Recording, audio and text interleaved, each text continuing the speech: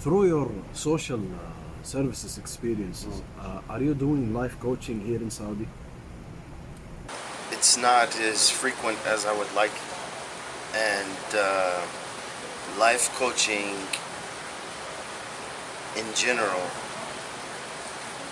there's a trend or a market moving into a direction, whereas my form of life coaching is not devoid of that, but I'm not following the typical trend. I'm using life coaching in terms of all of my educational background, because I have a background in conflict resolution, crisis management, interpersonal communication. So I'm more personalized in my life coaching, whereas in the market, it's like I need to package something up and give you a product, and boom, you're supposed to be better now. I don't do that. I want to get personal with you. I really want to understand your issues, and I want to show you how you can get yourself out of this negative cycle or these issues that you may be dealing with. And yes, I am doing it, from sexual issues, molestation, sexual trauma, drug abuse, depression, how to have a positive outlook on life, and how to have a positive view on life. So yeah, I'm trying in Saudi Arabia. It's just that the life coaching that I'm seeing being promoted here is that typical guru stuff, and I don't want to be I always said, whenever I went to a counselor, psychologist, or a psychologist or psychiatrist, whenever I sat with him in all of my years of my life, one thing that they all did was show me that I had the answers. They asked the questions that were really unlocking something that was already inside of me. And that's what I want to do for people, to show them that the answers are within you. And so I don't want to be your guru. I don't want to have you follow A, B, C, and D, and boom, that's it. No, go ahead. Can you talk about the examples that you have here in Saudi? Of course, without names, there was a young lady who was being molested by family members. Of course, I helped her process the pain and all of these things, but we also wanted to capture the event so that she could take an action. Unfortunately, which is common in these kind of difficult stories, sometimes communication gets cut or lost, and so I don't know the outcome of that scenario. One success story was a young boy here who was addicted to heroin. I don't know how he got, well, actually I do know, but I was shocked to know that he's that young and got addicted to heroin. And I went to the home, spoke with the mother, the father, and the sister, and we put together a detox program for him to detox the heroin out of his system. Because see, if the heroin's in your system, you can't do anything. So we put together all natural things. I don't like what we use back home in America. A lot of times when they want to get people off heroin, they get them on another opiate, which is methadone. So I used natural things. We used natural things. The mother was very strong in this family, and they detoxed him, and in 7 days, done with heroin. And The last I heard, he went to India and he completed his bachelor degree. So that's one success story. You mentioned before that sometimes you have to start your life from zero, back to zero. How can you recover from that? How can you recover? Once you have to realize that once you're at the bottom, the only place to go is up. And I think the most important thing that people don't do is when they face trauma, a tragic situation, is processing the trauma. And what do I mean by processing the trauma? Is understanding what happened and what were the players involved and how you as an individual got into the situation. Can you talk about the traumatic moments that you have in your life before, and how did you recover from that? Well, I've already talked about death, and the one thing I think about death that, especially, instant death. Death. It's not someone getting sick in the hospital.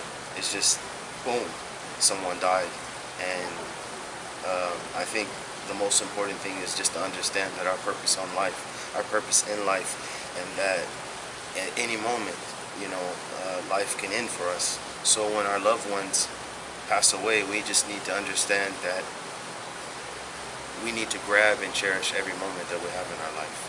And our moments together, we need to honor these moments and make the best of those moments. When it comes to,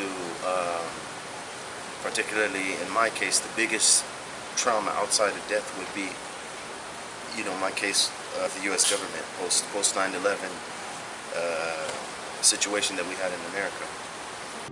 The Department of Justice is waging a deliberate campaign of arrest and detention to protect American lives. The way things took its course, it placed me on an island. If I can use a metaphor, I was on an island with no one really there to help me, and it forced me to trust in God, and it forced me to move, because if I didn't move, the pressure, the anxiety, the sadness, the anger, all of these feelings, they destroy you inside. I used to have heart palpitation, my heart would beat so fast. I used to have flashes of anxiety. I had moments where I just cry for no reason. And some of the people that I thought were the closest to me that would at least help console me, sometimes they weren't there for me. And how I recovered was, the only thing that you do have is God, Allah subhanahu wa ta'ala, and who you are as a person, what you're made of. Now it's going to count. You can walk the walk, you can talk the talk, but now you have to show what you're made of. I had to pick myself up, and I had to struggle. And there was a lot of moments of, I wouldn't say times that I didn't think I was going to make it. There's times when I had to be solid. I had to have a solid foundation in order to keep moving. Why? Because everything around me was dark. Like I tell people, the 4 months when I just had a pillow, a blanket, in an apartment, empty apartment. I lived 4 months, and every day, whatever I earned was my food. And I think, certain people, if you're used to a certain lifestyle and then put into this situation, sometimes if you don't have a solid foundation, you'll crack. Some people crack. And I'm human. There's times I may have cracked, I may have bent, but I didn't break. My sanity didn't break. I didn't lose my faith, and I just kept, even if it was an inch moving forward, that was positive movement. And like I explained in another video, I had to explain to certain people that I did have contact with that, at this point in my life, I can't have anybody around me who's going to hold me back. Whoever is holding me back I will attack. And I didn't mean that in a physical way, but I'm not gonna settle for someone trying to hold me back. Can you talk about people who have a life for granted? What's your message to them? Life for granted. Sometimes people who take life for granted, you have to say meaningful statements or loaded statements, because sometimes at the time they're not gonna catch it. They're not gonna understand what you're trying to say. And those are the things that they have devalued valuable things in their life. Meaning their relationships, their faith, you know, the small things in life that make life move. They look at these things as maybe insignificant. They're not important, but they're very important. And my message to the people that take life for granted, don't wait until you have a major test in life for you to recognize how valuable your life, your relationships, the people in your life, and how valuable every single second, every single minute, every single hour, every single day, week, month, year is important. And this is why, you know, I try to implement these things through training by telling everybody what my coaches used to tell me. Wake up in the morning, look yourself in the mirror and say, today I'm gonna be better. You try to be the best you. If the thought and the intention is there, that's a start. It doesn't mean that your actions are always gonna be correct. It doesn't mean that you're gonna say the right things all the time.